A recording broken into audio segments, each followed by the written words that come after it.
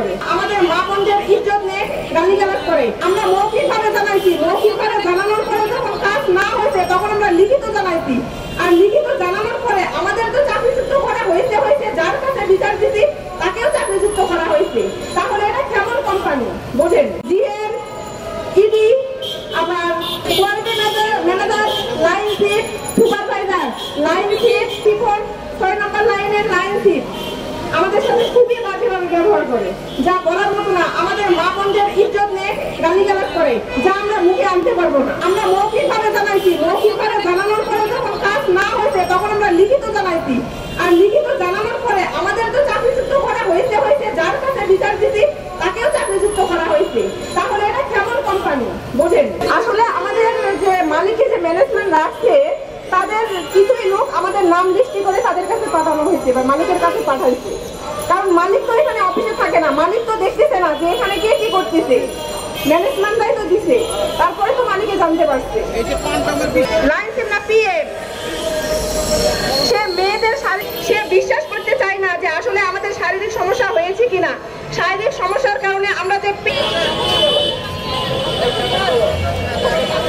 সংগ্রামী উপস্থিতি, এই পর্যায়ে ভুক্তভোগী নারী শ্রমিক শারমিন আক্তার ওই কারখানার যৌন হয়রানির ব্যাপারে তারা কথা বলবেন। আসসালামু আলাইকুম। আমি নুচাদের মুরুবে পার্মানেন্ট সেকশনের একটা শ্রমিক। আমাদের ফ্যাক্টরিতে অনেক ধরনের অনেক প্রকারের যে সব বাসা যা আমাদের মা বাবুর কাছে বলা ঠিক না, তবু আমাদের পরিস্থিতির শিকার রাস্তায় নেমেছি। রাস্তায় নামার পরে আমাদের বলা বাধ্য। এই জগতে 1 মাস 5 দিন হয়ে গেছে যে আমাদের সমাধান হয় না। আমাদের ফ্যাক্টরিতে অনেক ধরনের অনেক কিছু চলে, মেয়েদের প্রতি টর্চার, নির্যাতন অনেক কিছু হয়, কিন্তু আমাদের কোম্পানি জানে যারা শব্দ সে আমাদের পাশে থাকে না। সে আমাদেরকে ডেট দিতে দিতে আজকে 7 তারিখ হয়ে গেছে, আমরা সমাধান এখনো পাই নাই। তা আমাদের সাথে কখনো সে যুক্তি হয় নাই। তা আমরা চাই যে সবকিছু সমাধানের ভিতরে আসুক, যেটা বিচার চাই।